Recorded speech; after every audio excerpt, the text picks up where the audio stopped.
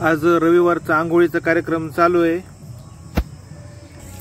आणि आंघोळ घालताना कधी पण एक गोष्ट लक्षात ठेवा की कानांच्या मध्ये सुद्धा यांचा मळ असतो, तर कानांच्या मधला मळ सुद्धा साफ करून घेतला पाहिजे आपण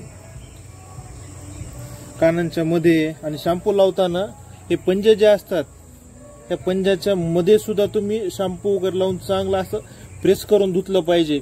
कारण असं जर तुम्ही नाही केलं तर याच्यामध्ये बसलेला मळ निघणार नाही, याच्यामध्ये असलेले टिक्स तुम्हाला दिसणार नाहीत आणि ते पुढे चलून मोठा प्रॉब्लेम क्रिएट करू शकतात.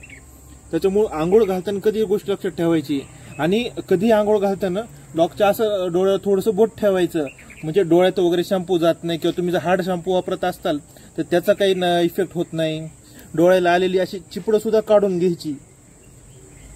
आणि दातासाठीचं ब्रश असे तुमच्याकडे दातही घासून घेऊ शकता, पण ही पपी एज मध्ये आईचे दात क्लीन आहेत पूर्ण हो का, त्याच्यामुळे हिला काही तेवढी गरज नाही. आणि आंघोळ घालताना जसं तुम्ही वरून पाणी टाकताय तशी चेस्ट धुतली पाहिजे, हे पोट धुतलं पाहिजे. कारण कुत्रं काय गरमी असल्यामुळे खाली गारवायला बसते आणि गारवायला बसल्याच्या नंतर हे सगळ्यात जास्त घाण होतंय, भरतंय. समोरचे 4 पायाची पंजातल्या मधली जागा, ही मागली जागा पूर्ण फ्रेश करून घ्यायचं. धुतल्याच्या नंतर जो शॅम्पू बॉडीवर आहे तो पण शॅम्पू पूर्ण काढून टाकायचा, कारण त्याच्यामुळे सुद्धा बॉडीवर राहून डॅन्ड्रफ वगैरे काही होऊ नयेची काळजी घ्यायची. आणि आपण शॅम्पू लावून का सोडतो त्याचा पण तुम्हाला एक रिझन दाखवतो. मध्ये काय टिक्स होतात, हे बारीक बारीक टिक्स आता हे शॅम्पू लावून ठेवल्यामुळे लक्षात यायला लागले. तर हे टिक्स नाही येत, हे पिसा आहेत आणि उन्हाळ्यामध्ये होतातच, हे तुम्ही कितीही काळजी घ्या.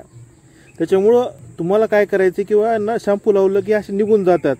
हे जो आपण ह्याचं रूपांतर पुन्हा काय होतं टिक्स मध्ये होतं, जे फ्लीज आहेत किंवा हे सगळं ह्याच्यामध्ये निघून जातं.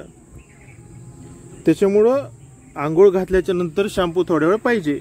सुरुवातीला डॉग्स आंघोळीला नको नको म्हणतात, पण जशी तुम्ही सवय लावताल करताल तसे ते घालू देतात. त्याच्यामुळं आंघोळ वगैरे घालायचं.